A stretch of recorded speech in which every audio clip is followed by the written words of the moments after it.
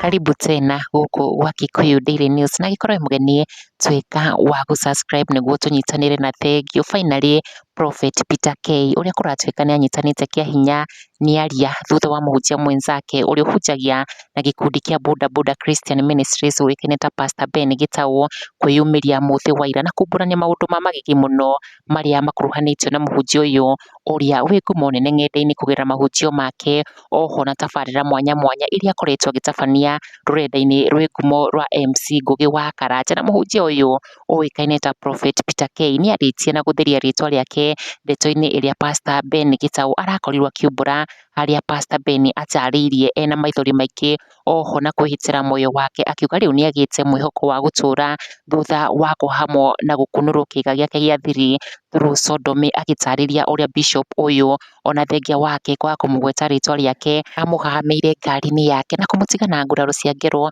kũrĩa akoretwo akĩrigitwo, kuona thutha wake nĩwathũkanire kuma ekwo gĩko kĩu kĩa ũnyamũ. Ndeto iria cithundũrĩte ciũria nyingĩ makĩria akĩũrio nĩ gĩtũmi kĩrĩkũ kĩu kĩagirĩrĩirie athite bishop ũcio kwa borithi, oho na kũmoera ikinya rĩa kĩwatho. Ndeto ĩrĩa akirĩrĩirie kahinda-inĩ ka mĩeri ĩtatũ rĩrĩ gĩkundi kĩmwe kĩa Kenya magĩtindĩkĩrĩria Pastor Ben atarĩrie ũrĩa gwathire ngari-inĩ ya bishop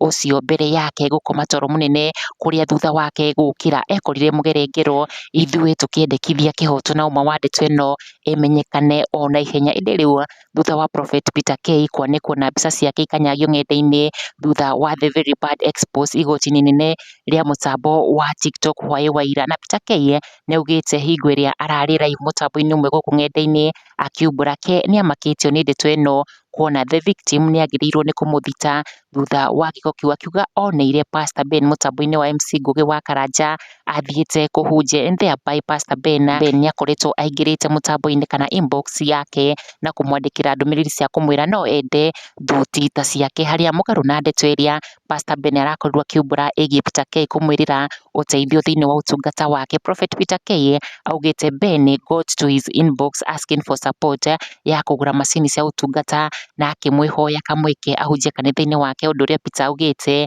nĩareganire na ndeto ĩyo rĩrĩ, akiuga ena message ciao ciothe ona transaction statements ciao nĩguo ũthuthuria ũtabanio. Rĩrĩ gĩkundi kĩmwe kĩa Akenya mathiĩte na mbere kũhithũria mĩario na video cia nahau kabere ciĩgiĩ Prophet Peter K iria anacabithia ng'enda-inĩ ciake ta ũrĩa ngũkuonia mũthia-inĩ wa video ĩno. Gĩkũyũ Daily News, subscribe.